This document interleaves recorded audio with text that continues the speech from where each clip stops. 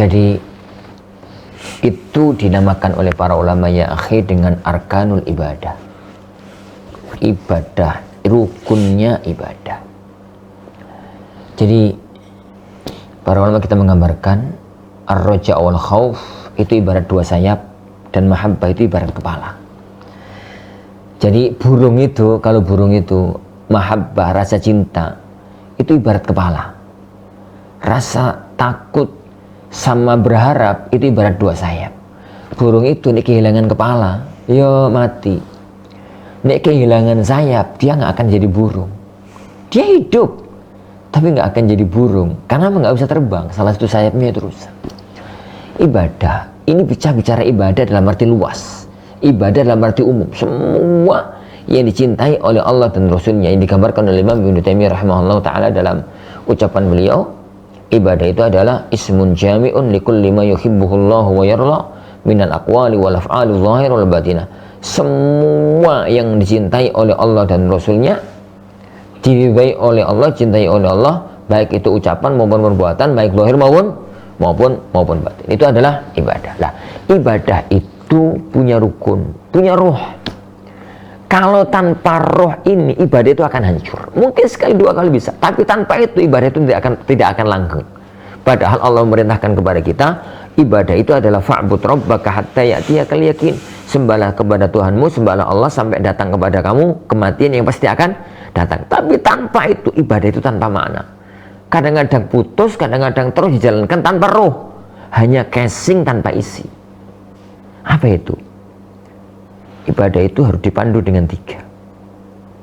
Yang pertama, mahabbah, rasa cinta dengan siapa kita beribadah. Tumbuhkan bahwasanya yang memerintahkan ini adalah Allah Subhanahu wa taala.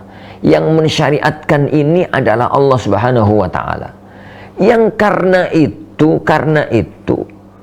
maka dan Allah itu adalah Maha baik, tidak akan memerintahkan sesuatu kecuali ada maslahatnya, kecuali akan ada kebaikannya. Kebaikan untuk kita sendiri, bukan untuk Allah Subhanahu wa ta'ala. Untuk kebaikan kita sendiri, maslahat kita sendiri dunia, di akhirat diberi pahala oleh Allah Subhanahu wa ta'ala.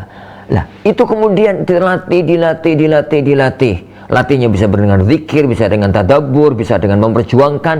Jadi sampai tumbuh rasa cinta. Nanti ini rasa cinta itu sudah datang, maka ibadah itu akan nyaman, akan seneng, akan jadi gampang. Kenapa? Semua yang dilandasi cinta itu jadi gampang, jadi ringan. Jadi gampang, jadi ringan.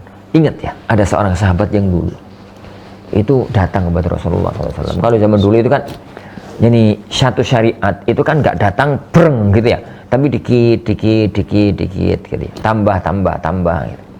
Salah satu sahabat itu datang kepada Rasulullah SAW. Ya Rasulullah, inna syara'i'a qad taqulat alina. Ya Rasulullah, pripun nggih? Syariat Islam itu loh kok tambah terus kan tambah abot gitu. Maunya orang itu ngeluh. Syariat itu kok tambah banyak. Asalnya belum wajib, sekarang jadi wajib. Asalnya belum ini, sekarang ada lagi gitu. Gambaran orang itu kalau orang ini wadul sama Rasulullah dikurangi, ya wis, lakukan separuhnya aja, lakukan seperempatnya aja. Lah ya enggak. Rasulullah SAW itu malah ngasih solusi yang aneh dalam tanda kutip.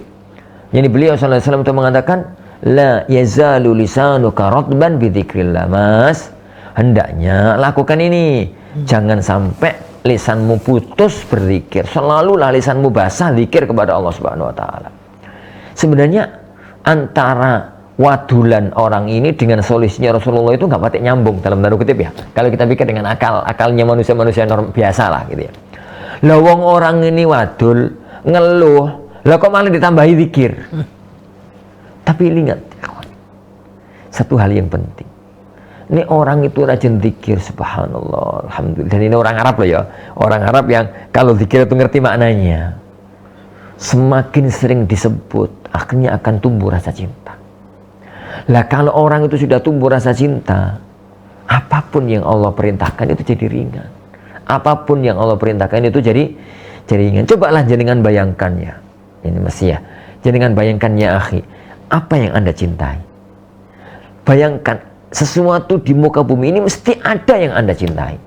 Lalu kita melakukan sesuatu untuk dia, yakin gak ada yang berat? Yakin toh gak ada yang berat? Ada orang itu cinta jabatan, wallahi dia memperjuangkan dapat jabatan itu mati urip itu. Yo gak tahu turu, yo pergi ke sana, pergi ke sini, tapi kenapa kok enjoy? Karena dia melakukan untuk sesuatu yang dia cintai. Anggaplah itu istrinya yang dia cintai, atau waliyadzubillah gitu ya, kekasihnya gitu ya, yang dia cintai. Minta sesuatu langsung budal, nggak peduli capek, nggak peduli apa, langsung hilang. Ada orang cinta bola misalkan itu, masya Allah, berjuang ini, berjuang itu, berjuang ini, berjuang itu untuk mendapatkan, mendapatkan itu. Kenapa tidak berat? Karena dia cinta. Maka tatkala ibadah itu landasannya cinta. Cinta kepada zat yang memerintahkan akan melahirkan cinta kepada ibadah itu. Dan apabila ibadah itu dilandasi cinta, tidak ada yang berat. Maka lihatlah Rasulullah SAW. Lihatlah para ulama-ulama kita. Kenapa kok mereka mampu melakukan ibadah-ibadah sekelas itu? Karena sebenarnya itu tidak memberatkan diri. Mereka melakukan itu dengan enjoy, dengan nyantai. Kenapa? Semuanya didasari dengan rasa cinta. Tapi ibadah itu seringan apapun. Tapi kalau hatinya nggak cinta, hatinya berat, ibadah itu terasa berat. Itu makanya para ulama kita menggambarkan mahabbah, rasa cinta itu kayak kepala, kan itu rohnya. Lah, khauf war roja itu dua sayap. Khauf itu rasa takut, roja itu rasa harap. Itu harus berimbang. Itu harus ini berimbang.